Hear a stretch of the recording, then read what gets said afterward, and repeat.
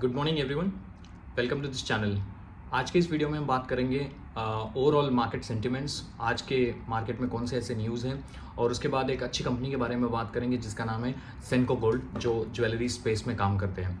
तो चलो वीडियो को स्टार्ट करते हैं। तो as we start from the global economic output, तो वहाँ पर आप देखेंगे तो यूएस में जो एक्सपोर्ट के और इंपोर्ट के नंबर आए, तो वहाँ पर ऐसा देखा गया कि एक्सपोर्ट के नंबर बढ़े हैं और इंपोर्ट का नंबर कम हुआ है, मतलब उनका जो डेफिसिट है वो अच्छा रहा है।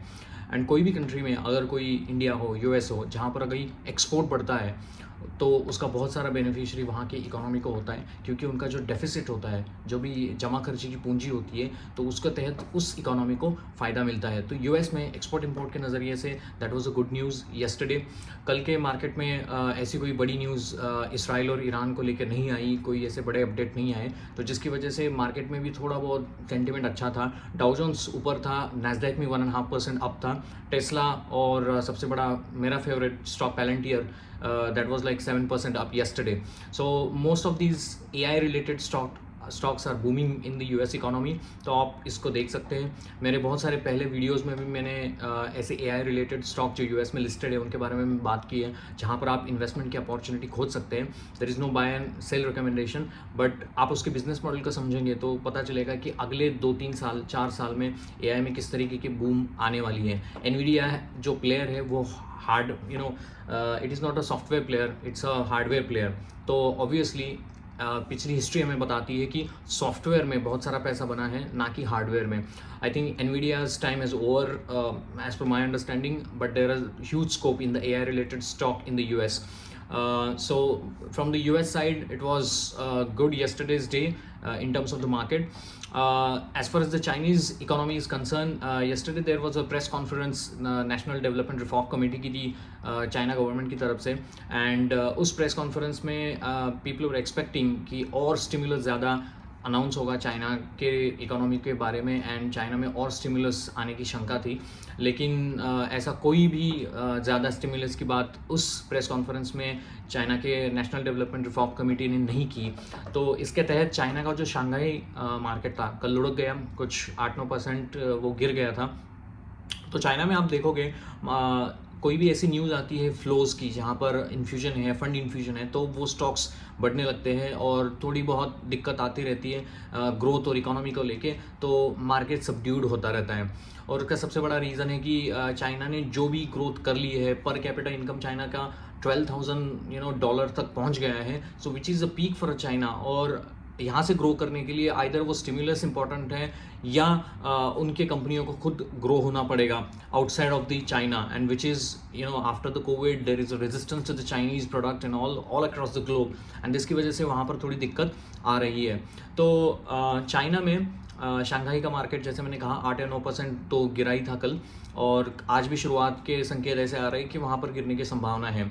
सो कंपैरेटिवली हमारे मार्केट में येस्टरडे बहुत बड़ी रैली हुई स्मॉल कैप और मिड कैप के बारे में। मैंने अपने बहुत सारे पहले वीडियोज में आप सभी लोगों को बताया है, जब भी मार्केट डाउन होता है there is a good opportunity to add on to your very good stock, क्योंकि you need to understand in this market, like you cannot get the news and the price at the same level. You cannot see like price is down, the news is news ख़राब है, price down है, sentiment ख़राब है, तभी मौका होता है share market में अच्छे स्टॉक में एडिशन करने का। अभी जब न्यूज़ अच्छी चल रही है, स्टॉक ऊपर जा रहे हैं, तब आप उसके पीछे अगर जाओगे, so there is a huge disappointment for you, because जो भी स्टॉक आपको डिस्काउंट में पिछले एक वीक में मिल रहे थे, अभी वो डिस्काउंट में नहीं मिलेंगे, क्योंकि हो रहा है कि इन्फॉर्मेशन का फ्लो पिछले 10 साल के स्टॉक मार्केट में और आज के मार्केट में बहुत ज़्यादा फ़र्क है, बिकॉज हर एक के व्हाट्सएप पे इन्फॉर्मेशन अवेलेबल है, हर एक के पास इंटरनेट अवेलेबिलिटी बहुत ज़्यादा है, तो कोई भी न्यूज़ आती है तो पहले इम्पैक्ट स्टॉक मार्केट में पड़ता है। लेकिन जैसे मैंने अपने कल के वीडियो में कहा था, you should look into the good fundamentally strong companies, and आपको इन्वेस्टमेंट की अपॉर्चुनिटी ढूंढनी चाहिए। जिन लोगों ने भी लास्ट वीक में अपने फंड को ऐड किया अपने पोर्टफोलियो में, उनको बहुत ज़्यादा फ़ायदा होगा, क्योंकि बहुत अच्छे स्टॉक्स 20, 70% डिस्काउंट में मिल रहे थे, लेकिन अभी रिवाइवल हुआ है। कल आई थिंक मिड कैप में भी 1000 पॉइंट की रैली आ गई है, which was very good and supported by obviously the sentiments in the Indian election. So कल जो हरियाणा का इलेक्शन जो लोग और all the exit poll were telling like the Congress will win and but because the standing government in the central is winning in the state election, so I think that is a boost for the market. आपने कल देखा होगा जो stock गिरे थे PSU sectors में हो, railway sectors में, वो फिर ऊपर की तरफ गए हैं। सो ये हमें ये समझाता है कि these are all PSU sector stocks are directly dependent on the government. अगर गवर्नमेंट स्टेबल रहती है, आगे आने वाले सालों में भी ये गवर्नमेंट रहती है, so I think this stocks will do well and I have zero confident on them because their earning growth is not there, it just booming because of the retailer money flowing into the market. ठीक है, लेकिन कल के market को आपको देखना पड़ेगा कि निफ्टी के कंपैरेटिवली, हेडलाइन इंडेक्स के कंपैरेटिवली स्मॉल कैप और मिड कैप में बहुत अच्छी रैली आ गई है। आपने देखा होगा कि जो गिरता ज़्यादा है वही बढ़ता है, जो गिरता कम है वो बढ़ता भी कम है। तो आप अगर बड़े हाथियों की बात करोगे, जैसे रिलायंस हो, HDFC बैंक हो, कोटक महिंद्रा बैंक हो, इनके स्टॉक मंदी में कम गिरते हैं लेकिन चढ़ते भी कम हैं। कंपैरेटिवली स्मॉल कैप और मिड कैप में अच्छी कंपनियां हैं, वो उनमें सेल ऑफ भी बहुत तेज़ी से आता है लेकिन वो बढ़ते भी बहुत तेज़ी से हैं। तो आपको अगर वोलेटिलिटी को ध्यान में रखते हुए इन्वेस्टेड रहना है, आपकी अगर रिस्क प्रोफाइल बहुत अच्छी है तो आपको वोलेटिलिटी को हैंडल करना आना चाहिए। अगर मेरा स्टॉक 20-30% गिरा है, so you should know like why this stock is 30% down and you should go into the details of it. तो ये हुई इंडियन मार्केट को कंटेक्स्ट में लेके। अभी थोड़े बहुत आते हैं कि कल एक अपडेट आया सेनको गोल्ड के बारे में। तो सेनको गोल्ड आप सभी को जानते हैं कि कोलकाता बेस्ड एक गोल्ड ज्वेलरी में काम करने वाली कंपनी है। उनके कोको और फोफो मॉडल में वो लोग काम करते हैं, फ्रेंचाइजी ओन मॉडल और ओनर बेस्ड और फ्रेंचाइजी ओन मॉडल में भी वो लोग काम करते हैं। तो उनका अपडेट ये था कि उन्होंने लास्ट ईयर से इस ईयर में तक उन्होंने कुछ 27% की सेल्स की ग्रोथ की है। ठीक है, 27% की सेल्स की ग्रोथ सेनको ने 2024 Q2 से 2025 Q2 में की है। उसमें 20% की ग्रोथ उनकी सेम स्टोर सेल्स ग्रोथ से आई है। तो SSSG परसेंटेज 20% है और ओवरऑल सेल का नंबर है 27%, which is a very good update in terms of the sales. आप अगर देखोगे 10,000 करोड़ की मार्केट कैप की कंपनी है ये सेनको गोल्ड। इनका बहुत सारा जो बिजनेस आता है वो ईस्टर्न इंडिया से आता है क्योंकि शुरू ही वहाँ से हुई थी, लेकिन उनका प्लान है कि पैन इंडिया प्रेजेंस उनको बढ़ाना है। इस ईयर के एंड तक उनको कुछ 18 सेल्स के स्टोर उनको खोलने हैं और वो लोग उस एक्सपांशन में लगे हुए हैं। अगर आप इसके ROE की बात करो तो 16% का ROE है, 13% का ROCE है। आपको कभी भी स्क्रीनर में जाके ROCE और ROCE के नंबर को नहीं देखना है, आपको उसके बिजनेस को समझना है और ये समझना है कि उसके ROCE के और ROE के नंबर कहाँ जा रहे हैं। अगर वो ग्राफ ROE का लास्ट ईयर के कंपैरेटिवली इस ईयर में ऊपर की तरफ जा रहा है, कंपनी सेल्स भी दे रही है, इसका मतलब शेयर होल्डर को बेनिफिट मिल रहा है। अगर उसके ROE के नंबर स्क्रीनर में कुछ है और वही के वही है या वो डिग्रेड हो रहे हैं तो आपको उतना ज़्यादा फायदा एज अ शेयर होल्डर वहाँ पे नहीं मिलेगा। तो 10,000 करोड़ की मार्केट कैप की कंपनी है। आपने देखा होगा कि टाइटन ने 26% की ग्रोथ दिखाई है इतने बड़े बेस के ऊपर। मतलब टाइटन कुछ दो लाख करोड़ मार्केट कैप की कंपनी है और कल्याण ज्वेलर 72,000 करोड़ की कंपनी है। उन्होंने अपडेट दिया 37% से वो ग्रो हो रहे हैं और उसके कंपैरेटिवली सेनको ने अपडेट दिया कि मैं 27% से ग्रो हो रहा है। तो ये तीन कंपनियों को आपको ध्यान में रखना होगा because they are doing phenomenally well by opening the new stores and by having the optimal efficiency of the existing stores of the jewellery segment. उन्होंने अपने अपडेट में ये कहा कि ये हमारी जो ग्रोथ मोस्टली हो रही है वो 31% जो YOY लेवल के ऊपर जो ग्रोथ, मतलब जो गोल्ड के दाम बढ़े हैं। गोल्ड के दाम क्यों बढ़े हैं? क्योंकि इंडियन गवर्नमेंट ने कस्टम ड्यूटी को बढ़ाया है, जो वहाँ पर 15% थी तो 6% हुई है। तो जिसकी वजह से वहाँ जो बेनिफिट है, बहुत सारे लोगों ने गोल्ड खरीदे। जहाँ से वो न्यूज़ आई थी, मुझे लगता है मई या जून में वो न्यूज़ आई थी, और जिसके बाद में वहाँ पर एक all across the jewellery segments में आपको बेनिफिट नज़र आया। There is a huge difference between the jewellery as a segment, क्योंकि वो एवरग्रीन सेगमेंट है। क्योंकि इंडिया में 1 करोड़ से ऊपर की शादियाँ हर साल होती है और jewellery is one of the very key emotional point of a Indian consumer. तो उसको देखते हुए यहाँ पर हमेशा ही ज्वेलरी की डिमांड बढ़ती रहती है। तो ज्वेलरी एज अ सेगमेंट को आगे जाते हुए भी मुझे बहुत बड़ा स्कोप वहाँ पर लगता है, और कंपनियां भी अच्छी कर रही है। ऐसा नहीं है कि सेक्टर में ग्रोथ है और कंपनी कुछ कर नहीं रही है, कंपनी कुछ एक्सपांड नहीं कर रही है, अपने आरओई को नहीं बढ़ा रही है, तो ऐसा भी नहीं है। There are very good companies who are doing marvellously well. हमने अपने कल के वीडियो में भी कल्याण ज्वेलर्स की बात की थी, तो सेम ऑन द साइड सेनको के भी अपडेट आए हैं। अगर आप उसका पीई देखोगे 49 का पीई है, कल्याण का पीई कुछ 125 है। सो 125 के पीई के ऊपर अगर आप कोई स्टॉक लेते हो तो थोड़ा एक्सपेंसिव वैल्यूएशन माना जाएगा। कंपैरेटिवली सेनको गोल्ड में 49 का पी है, तो थोड़ा सा रीजनेबल प्ले है, लेकिन उसकी ग्रोथ भी कम है। आपको ये समझना पड़ेगा कि कोई भी स्टॉक अगर हाई पीई के ऊपर ट्रेड करता है तो उसके रीजंस होते हैं, कोई भी स्टॉक अगर लो पीई के ऊपर ट्रेड करता है तो उसके रीजन होते हैं। ऐसा नहीं है कि this is very trend in the retailer mindset कि स्क्रीनर में जाओ, स्टॉक का नाम लिखो, पीई रेशो देखो, ग्रोथ देखो और चलो ले लो, ये अभी डिस्काउंट में मिल रहा है। ऐसा नहीं होता है, क्योंकि आपके आगे भी बहुत सारे इंटेलिजेंट लोग इस मार्केट में हैं, उनको आपसे बहुत ज़्यादा पता है, क्योंकि वो कॉन्सेंट्रेटेड पोर्टफोलियो को मैनेज करके चलते हैं। So they have a very huge update. आप जॉब करके इन्वेस्टमेंट कर रहे हो, लेकिन वो लोग आपसे 2 कदम आगे हैं। तो आपको ये सोचना पड़ेगा कि कोई भी स्टॉक अगर हाई पी में करता है तो उसकी कोई रीज़न होती है।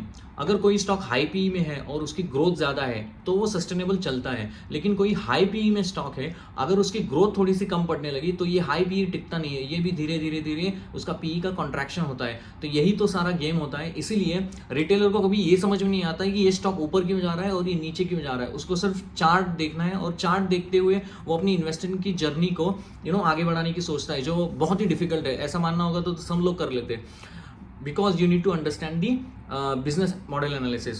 और एक न्यूज़ के ऊपर आते हैं, Hyundai का जो IPO आ रहा है 15 अक्टूबर को खुलेगा, 22 अक्टूबर को उनकी लिस्टिंग होगी। आई थिंक 25,000 करोड़ की बहुत बड़ी IPO की ये हो रही है। आई थिंक इंडिया का नंबर 1 प्लेयर वहाँ से बन जाएगा 4 व्हीलर सेगमेंट में। कोरियन मार्केट प्लेयर है और यहाँ से अभी पैसे जुटाने की उनकी कोशिश है ग्रोथ के लिए। अच्छी बात है, वेलकम है। इंडिया में अभी पैसा वैसे भी बहुत सारा रिटेलर उसमें डाल रहा है, तो आई थिंक Hyundai के लिए नई बात नहीं होगी कि हाँ आओ पैसा ले लो और then will see how they grow their companies. So good that the South Korean company is getting listed in the India. So from the Indian economical perspective, it's a good news. But whether it's a good news as an investor, you have to see, because always you should not buy any stocks on the first day of IPO, because वो high valued stock होता है, उसमें बहुत सारे merchant banker घुसे हुए होते हैं और उनकी कोई रिक्वायरमेंट्स होती है। जैसे ही स्टॉक बढ़ जाते हैं वहाँ पे सेल करके निकल जाते हैं और रिटेलर वहाँ पे फंस जाते हैं। अगर आपको ये वीडियो पसंद आते हैं तो प्लीज़ इस वीडियो को लाइक करना, शेयर करना और सब्सक्राइब करना, और अगर आपके कोई कमेंट है, सुझाव है, तो प्लीज़ उसमें मुझे लिखना, so that we can move forward in that direction, और आपको उस चीज़ की नॉलेज देने की कोशिश करेंगे। ठीक है, कल एक बहुत बड़ा अपडेट पेप्सिको की तरफ से आया। उन्होंने कल अपने अपडेट में कहा कि उनकी जो ऑर्गेनिक ग्रोथ है वो 20% अप रहेगी ओवरऑल, और इंडिया में फिनोमिनल ग्रोथ का उन्होंने ऑर्गेनिक ग्रोथ का आंकड़ा दिया है इंडिया में। और जिस तरीके से ये हीट वेव चल रही है, मतलब पिछले कुछ सालों से, अगले आने वाले सालों में भी मुझे लगता है दिसंबर जनवरी से ही अभी हीट बढ़ने लगती है। और इसका सबसे बड़ा बेनिफिशियरी ये कोल्ड ये जो बेवरेजेस सेक्टर में काम करने वाली कंपनियां रहती है, जैसे पेप्सिको है, कोला है, उनको बहुत बड़ा फ़ायदा होता है।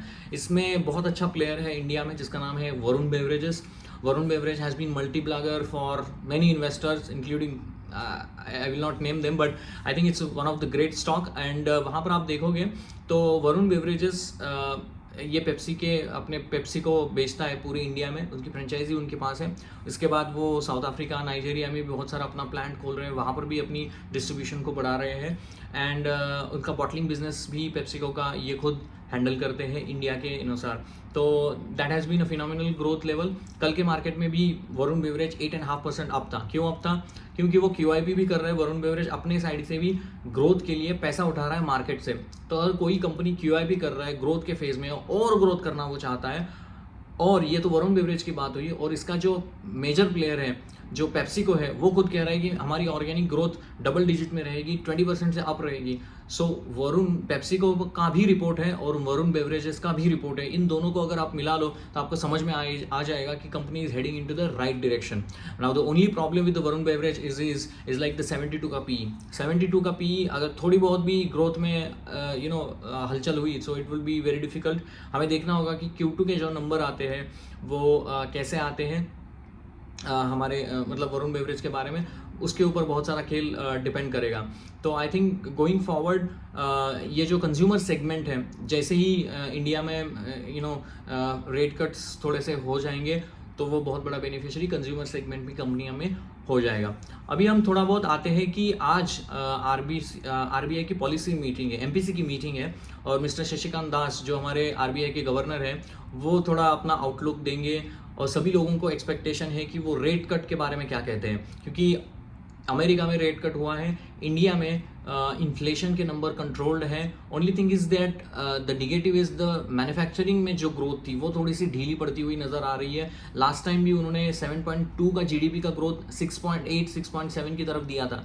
तो ये बहुत इंपॉर्टेंट रहेगा आज के इस मीटिंग में, वो ग्रोथ के अपडेट्स क्या देते हैं, उसके बाद उनका रेट कट के बारे में क्या कहना है, इसके ऊपर आज के मार्केट में जो उठापत होगी वो उसके ऊपर डिपेंड करेगी। सो आपको ये देखना पड़ेगा, क्योंकि अगर अमेरिका रेट कट करता ही रहता है, आगे आने वाले दिनों में हम रेट कट नहीं करेंगे, तो जैसे मैंने अपने पिछले वीडियो में भी कहा है कि हमारी जो INR और USD का जो ग्राफ है उनमें जो ये होगा कि इंडियन रुपीज़ जो है वो स्ट्रेंथन होता चला जाएगा, और जिसकी वजह से एक्सपोर्ट को प्रॉब्लम आती चली जाएगी।